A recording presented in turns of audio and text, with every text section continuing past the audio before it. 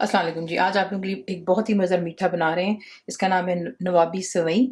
तो सेवियाँ ये वही आपने इस्तेमाल करनी यहाँ पे जिससे हम सेवियों का मुज़फ़्फ़र बनाते हैं, या जो भी बारीक वाली सेवियाँ, और आपने इनको अच्छी तरह जो है चूरा कर लेना है।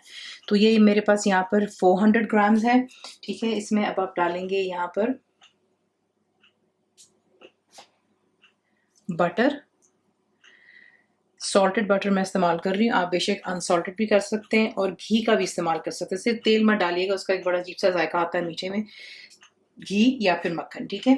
ये डाल करके आपने इसको अच्छी तरह मिक्स करना है। मुकम्मल लिखी हुई रेसिपी के लिए यूट्यूब की वीडियो के नीचे चेक करें या फिर वीडियो के ऊपर लिंक को चेक करें, जो कि आपको सीधे मेरे वेबसाइट cookWithFaiza.net पर ले जाएगा।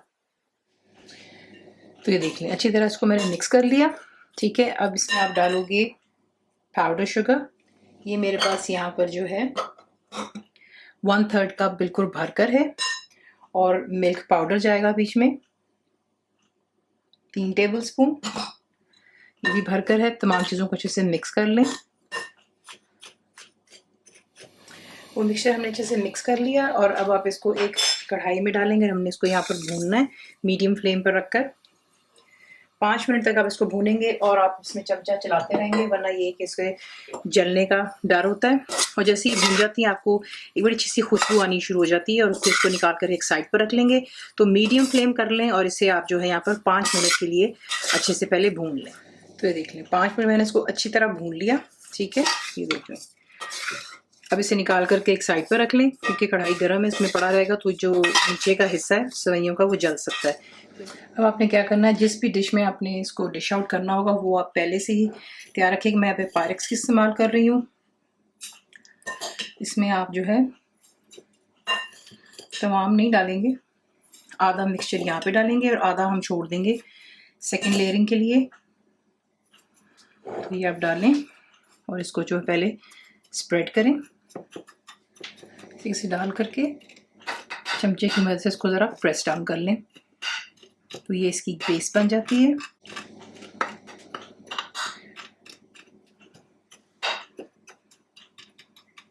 अगर आप चाहें तो यही डिज़र्ट जो है इंडिविजुअल बोल्स जो होते हैं उसमें भी आप इसको बना सकते हो। तो ये है कि अब मैं आपको दिखाती हूँ नेक्स्ट स्टेप। अब यहाँ पर जो सेकंड स्टेप है वो आपको चाहिए सबसे पहले 1 कप दूध यहाँ पर, उसमें आप डालोगे कस्टर्ड पाउडर। मैं यहाँ पर डाल रही हूँ 7 टेबल स्पून, बिल्कुल भरकर है। मिल्क पाउडर जो होता है वो आप इस्तेमाल करेंगे इसमें, 1/2 कप। और वनीला का एसेंस जाएगा 2 टीस्पून, ठीक है। तमाम चीज़ों को अच्छे से मिक्स कर लें, कोई लम्स नहीं होने चाहिए। अब यहाँ पर आपको चाहिए 1.5 लीटर जितना दूध, ठीक है। इसमें जैसे ही नीचे फ्लेम फिलहाल हाई पर है, इसमें आपको एक बॉयल की ज़रूरत है। जैसे इसमें बॉइलिंग स्टार्ट होगी आपको नेक्स्ट स्टेप दिखाती हूँ। यहाँ पर दूध में एक उबाल आ गया, ठीक है। इसमें आप ऐड करोगे चीनी। शुगर मैं इसमें डाल रही हूँ 1/2 कप भरकर है। अगर आप ज़्यादा तेज़ मीठा खाते हैं तो आप उस हिसाब से जो है बीच में चीनी और ऐड कर सकते हैं, और अगर चीनी नहीं डालना चाहते तो फिर आप इसकी जगह कंडेंस मिल्क भी इस्तेमाल कर सकते हैं। और अगर आपने इसको शुगर फ्री बनाना है तो भी आपको बता दूँ, ताकि आप उसको हर सेंस में इसको एंजॉय कर सकें।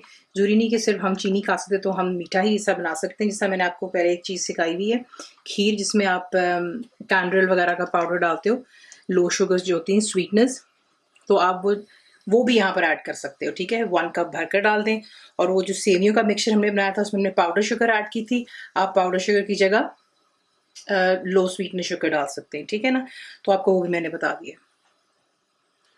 चीनी को यहाँ पे ज़रा डिज़ोल्व हो जाने दें, चमचा चलाते रहें ताकि दूध नीचे लग ना जाए। और उसके बाद नेक्स्ट स्टेप, जैसे चीनी बीच में डिज़ोल्व हो जाती है, आप इसमें ऐड करते हो बादाम। लीजिएगा 20-25 ले लें, और उसको जो है आप इसी के से बिल्कुल पाउडर की फॉर्म में बना लें। तो इसमें आप डाल सकते हो 2 टेबल स्पून जितना, भर कर डाल दें।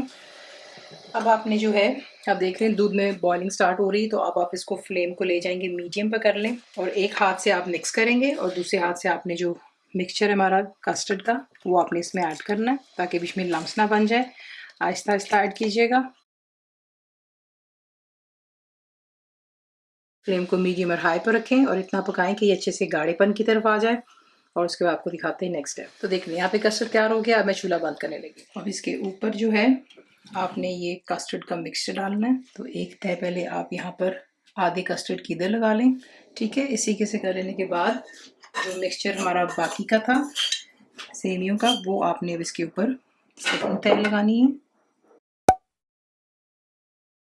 तो इवनली इसको स्प्रेड कर लें और अब इसके ऊपर आपने जो है दोबारा कस्टर्ड की तह लगानी है। ये बिल्कुल यूनिक सा है रेसिपी, ज़रूर ट्राई कीजिएगा, क्योंकि हम लोग दावतों पे ईद के मौका पर जो है एक ही किस्म की सेमियाँ या मीठा बनाते हैं, तो थोड़ा डिफरेंट होना चाहिए। कस्टर्ड की आखिरी तह जब आप लगा लेते हैं तो थोड़ा सा जो है जो सेमियों का मिक्सचर है वो आपको चाहिए होता है, वो आप रख लें साइड पर, सिर्फ इसकी गार्निशिंग के लिए। अगर नहीं आपके पास बचता तो दैट्स फाइन, आप सिर्फ बादाम पिस्ते डाल सकते हो, लेकिन मैंने थोड़ा सा जो है एक साइड पर कर दिया था, तो यहाँ पे इसको थोड़ा सा गार्निश करते हैं। अब इसके ऊपर आप बादाम और पिस्ते जो है स्लाइस करके इस तरह डाल दें। सर्विंग की जो चॉइस है वो आपकी है, आप इसको वार्म सर्व करना चाहते हो या फिर ठंडा कर कर, तो आप इसे इंजॉय कीजिएगा। रेसिपी आपको पसंद आती है तो प्लीज़ को लाइक शेयर सब्सक्राइब जरूर किया करें। कंप्लीट रेसिपी आपको मिलती है मेरी वेबसाइट पे cookWithFaiza.net पर, और उम्मीद है कि आप लोगों ने मेरी ऐप भी डाउनलोड कर ली होगी, तो ज़रूर बनाइएगा। खुद आपको कैसा लगा दुआ में याद रखें। Thank you for watching the video.